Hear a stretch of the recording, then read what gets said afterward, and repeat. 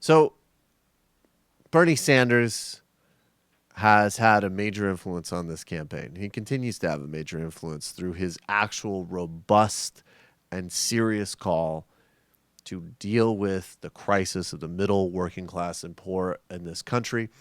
And if you're a Republican, pseudo-comedian, and pseudo-intellect, what does a robust program to deal with the problems of the vast majority of people who are not sitting in powder in the Fox News studios while they duck the debris of the sexual harassment empire that's crumbling around them? What does that person do? Well, they go to Cuba and they give you a long, bizarre digression. Let's listen to Greg Gutfeld explain why, in order to realize his socialist dreams, Bernie didn't move to Cuba. He moved Cuba to America. Very much. Poor thing. But she has no reason to be distraught. She got what she wanted. Sure, it's not Bernie, but it's not Hillary either. It's a Hernie. A fusion of both. Oh, my God. Guilty of cultural appropriation. Hernie is Hillary aping Bernie, embracing a progressive platform that's now 90% more progressive. It's left-wing Raisin Bran with 2 extra scoops of socialism. Trashing evil banks, free trade, corporations, and small businesses while expanding the size and scope of big government, Hernie has created a roadmap to success found on spectacular display right now in Venezuela. So this is not Bill Clinton's Democratic Party. It's not even a Democratic Party. It's now a slab of left-wing populism, democratic socialism, and vile identity politics.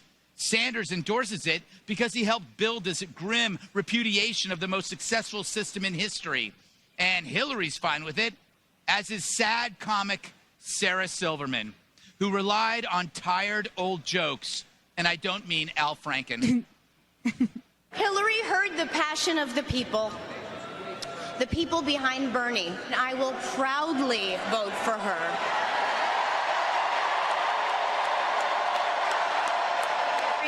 Just a few years ago, she was a secretary, and now she's going to be president. Can I just say to the Bernie or bust people, you're being ridiculous. Pause it. So she's calling them ridiculous. That's like Big Bird calling someone yellow and feathery. So congratulations to Bernie. To realize his socialist dreams, he didn't have to move to Cuba. He moved Cuba here.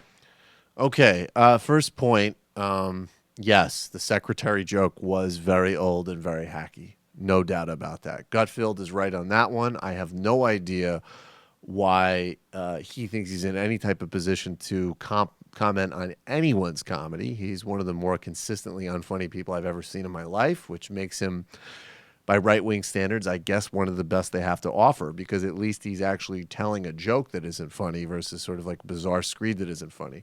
But, you know, Bernie or bust people, take a listen to that, because it's not entirely untrue. Hello, you. I'm Sam Seder. Looking for smart progressive talk that is occasionally amusing? Well, subscribe to our YouTube feed. Subscribe to our podcast. Like us on Facebook. And just generally enjoy us.